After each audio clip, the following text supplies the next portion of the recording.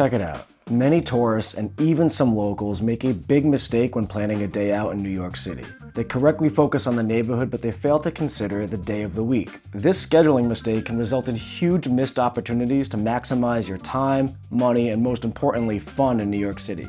Case in point, most tourists will pay over $20 to visit this incredible Manhattan museum. But if you show up on a Wednesday, it will cost you $0.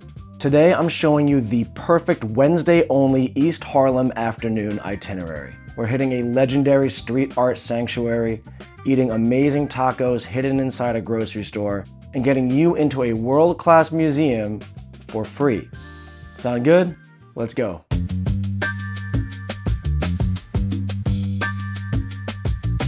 So you're gonna start your day around lunchtime, and your first stop of the day is to fuel up for the afternoon. And your perfect meal can be found inside this colorful bodega.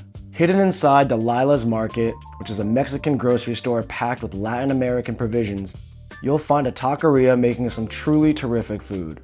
While the massive burritos and the unique blue corn quesadillas are very popular, I can also highly recommend the full lineup of tacos, especially the lengua and the birria with its customary consomme.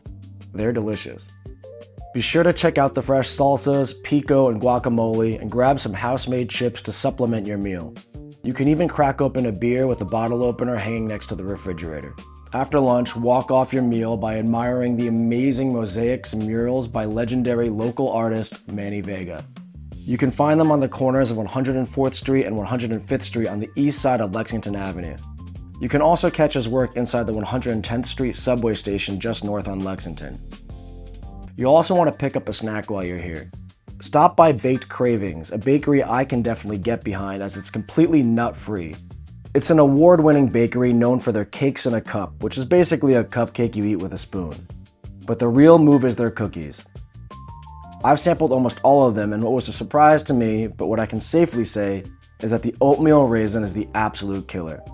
It's actually so delicate I couldn't even pick it up intact. Even if you usually aren't a sweets person, this is definitely a cookie to pick up. So you have a choice. Enjoy that cookie now on your walk to the next stop, or you can pack it away for later.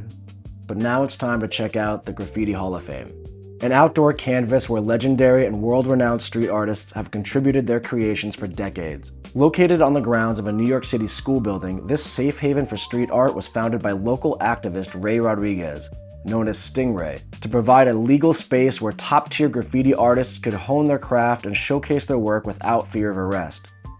Today, it remains an important cultural landmark in East Harlem.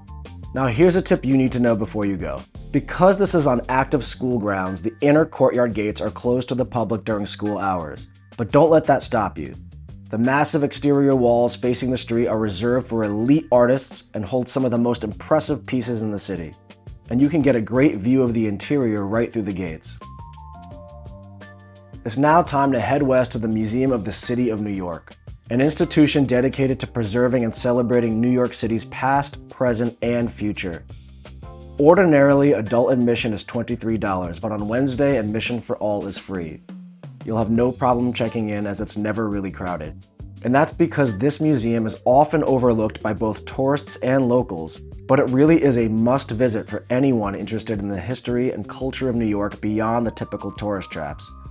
If you are visiting New York for the first time, this place should be at the top of your list. The museum offers many immersive exhibits that focus on the people, places, and ideas central to New York's ever-evolving character and actually make New York history feel alive. A real showstopper of the permanent collection is a jaw-dropping handmade model of New York City that took Queens-born artist Joe Mackin 20 years to build. The rotating exhibitions are always really something special and should not be missed. Plan to spend at least an hour here, but you can easily linger for much longer. But after the museum, don't head home just yet. Finish your afternoon at a hidden oasis just across the street. This is the Conservatory Garden, the only formal garden in all of Central Park. It's divided into 3 sections, each reflecting a distinct European design. The French garden on the north end, featuring the Untermeyer fountain, the Italianate garden in the center with its large lawn and symmetrical landscape, and the English garden to the south, a more intimate space with a fountain dedicated to Frances Hodgson Burnett, author of the iconic children's book The Secret Garden. Find a seat by some perennials or under a pergola and congratulate yourself on a day well done. And here's a recap of our day.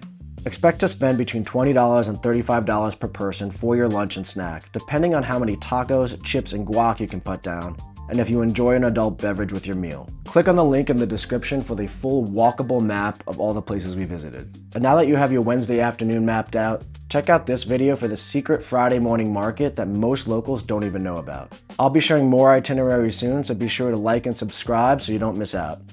Until next time, thanks for watching.